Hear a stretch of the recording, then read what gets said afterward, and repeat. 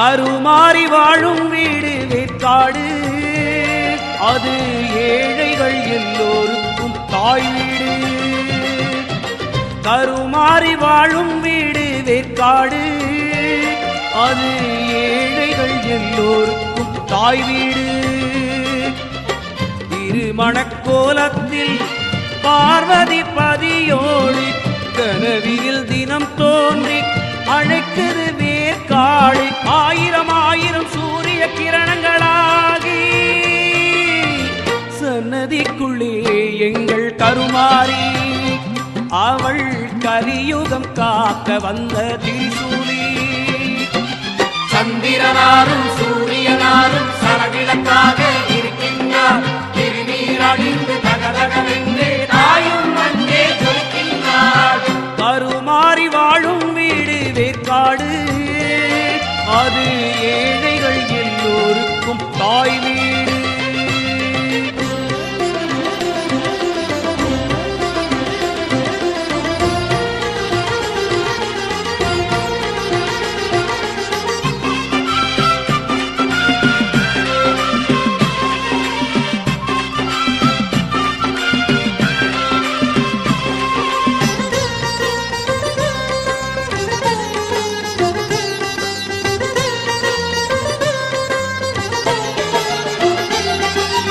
அழகான சிவலோகம், சிவனோடு சுகவாசம் இருந்தாலும் இறங்கி வந்தாள்.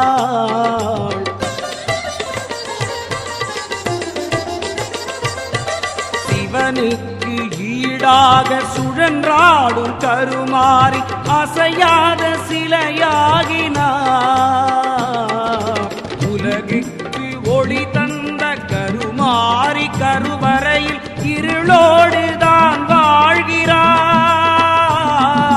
திருந்தாத மனம் எல்லாம் அம்மா என்றழும்போது சலிக்காமல் மடி தாங்கினாள். நமக்காக அவள் செய்த தியாகம், இதை உணராததே பெரிய பாவம்.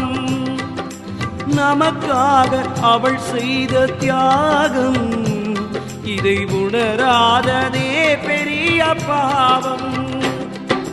சந்திரனாரும் சூரியனாரும் சரவிளக்காக இருக்கின்றார்.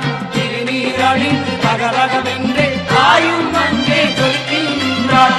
கருமாறி வாழும் வீடு வேற்காடு, அது ஏழைகள் எல்லோருக்கும் தாய் வீடு.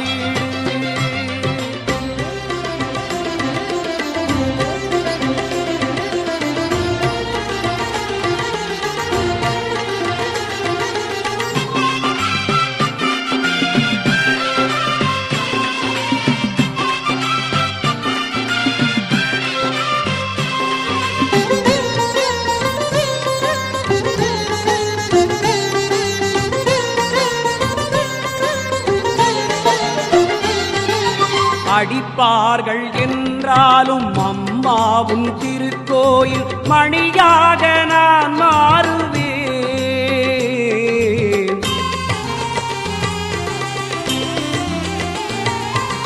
இழுப்பார்கள் என்றாலும் வேர்க்காட்டு தெருவெல்லாம் ரதமாக நான் ஓடுவேன்.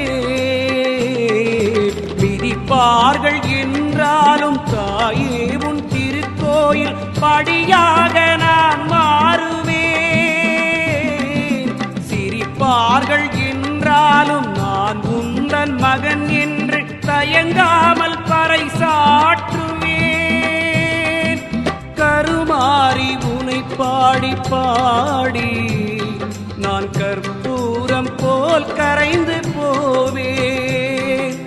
கருமாறி உனை பாடி பாடி நான் கற்பூரம் போல் கரைந்து போவேன். சந்திரனா